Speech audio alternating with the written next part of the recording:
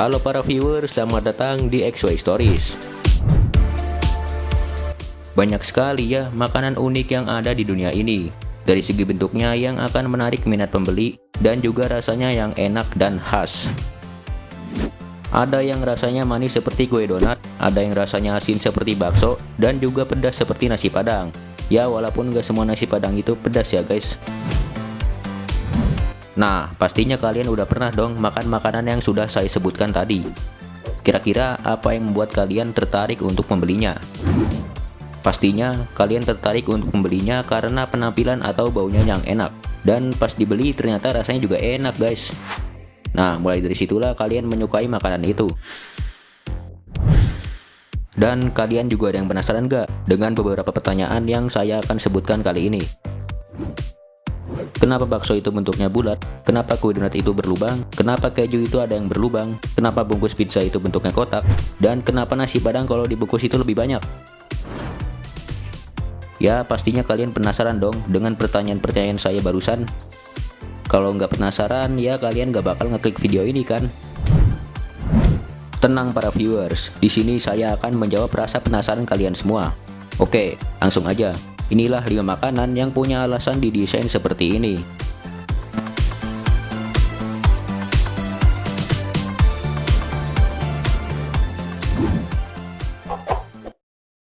Kenapa bakso itu bentuknya bulat? Bakso memiliki akar dari seni kuliner Tionghoa Indonesia. Hal ini ditunjukkan dari istilah bakso, berasal dari kata bak dan so, yang secara harfiah kalau diterjemahkan dari bahasa Hokkien berarti daging giling. Karena penduduk Indonesia banyak yang muslim, maka bakso lebih umum terbuat dari daging yang halal, seperti sapi, ikan, dan ayam. Rata-rata para penjual bakso adalah orang Jawa, Wonogiri, dan Malang. Tempat yang terkenal sebagai pusat bakso adalah Solo dan Malang, yang disebut bakso Malang. Nah, terus, kenapa bakso itu bentuknya bulat? Kenapa nggak kotak, segitiga, atau irregular? Irregular itu tidak beraturan, ya kan biar lebih mudah aja gitu. Nah, ternyata bakso berbentuk bulat itu karena bentuk itulah yang paling mudah dibuat guys. Lalu, kenapa nggak irregular saja? Kan lebih mudah dibuat. Alasannya karena bentuk bulat itu jelas lebih menarik jika dibandingkan tidak beraturan. Dan bakso berbentuk bulat juga lebih mudah diisi dengan topping, seperti telur dan daging sapi. Ngomong-ngomong soal bentuk bulat adalah bentuk yang paling sempurna, karena tidak ada arah istimewa dimanapun kita menghadap, dan tidak ada sudut di dalam bentuk bulat.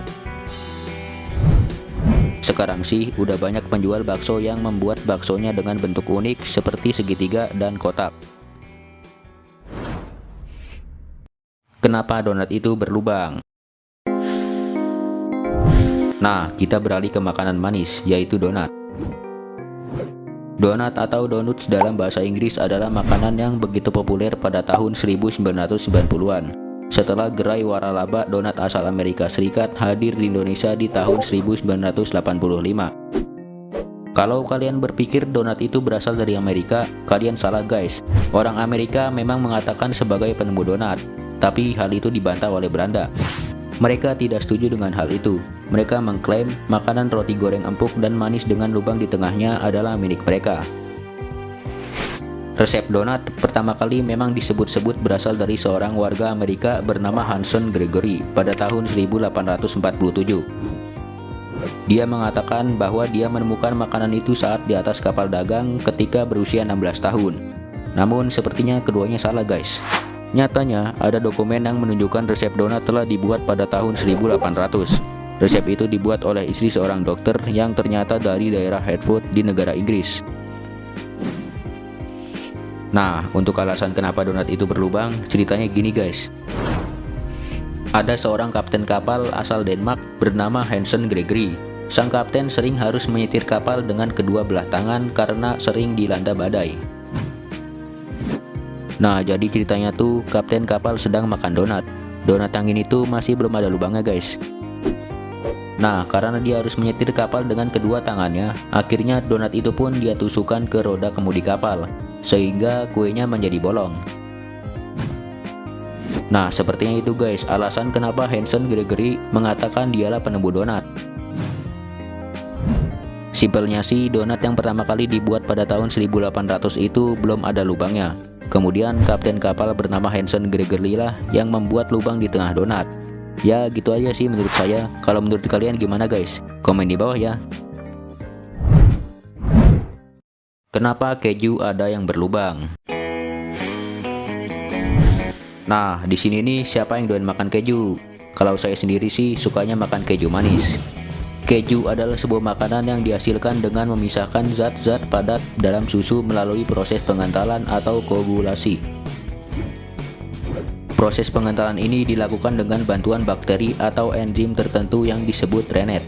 Hasil dari proses tersebut nantinya akan dikeringkan, diproses, dan diawetkan dengan berbagai macam cara. Dari sebuah susu dapat diproduksi menjadi keju. Keju sendiri sudah diproduksi pada zaman prasejarah guys, walaupun tidak ada bukti pasti kapan pembuatan keju pertama kali dilakukan. Masyarakat prasejarah mulai meninggalkan gaya hidup nomaden. Nomaden adalah gaya hidup yang berpindah-pindah daripada menetap di suatu tempat. Mereka beralih menjadi beternak kambing, domba, dan sapi. Karena kebersihan yang kurang, terkena sinar matahari secara langsung atau terkena panas dari api, maka susu dalam bejana tersebut menjadi asam dan kental. Setelah dicoba, ternyata susu tersebut masih dapat dimakan guys. Dan itulah pertama kalinya manusia menemukan keju krim asam. Nah, lalu kenapa keju itu ada yang berlubang? Keju yang berlubang itu adalah keju Swiss. Nah, ternyata bukan cuma di film kartun doang ya guys. Di dunia nyata pun keju juga berlubang. Eits, tapi lubangnya itu bukan disengaja ya guys. Ternyata adanya lubang di keju Swiss adalah hasil dari bakteri yang tumbuh seiring dengan proses penuaan keju. Bakteri yang dimaksud adalah Estreptylus, Lactobacillus, dan Pesermani. Bakteri ini menghasilkan asam laktat yang kemudian dikonsumsi bakteri Pesermani. Sambil makan, bakteri ini akan mengeluarkan gas karbon dioksida. Ilmuwan mengungkapkan bahwa hal inilah yang menyebabkan kantong udara kecil yang akhirnya menciptakan lubang di keju. Menurut kalian gimana guys? Keju bagusan ada lubangnya apa enggak nih? Kenapa bungkus pizza itu bentuknya kotak? Oke para viewers, kita beralih ke makanan orang bule, yaitu pizza. Pizza adalah makanan yang berbentuk bundar dengan ditaburi topping di atasnya, asal Italia.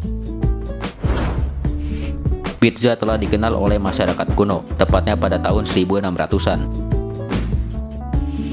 Pizza saat itu masih belum dilumuri saus tomat di atasnya. Kemudian pada tahun 1800-an, barulah pizza yang dilumuri saus tomat muncul. Pizza pertama kali masuk ke Indonesia pada abad ke-20, tepatnya pada tahun 1980-an. Saat itu pizza yang masuk adalah pizza dari Amerika, bukan Italia.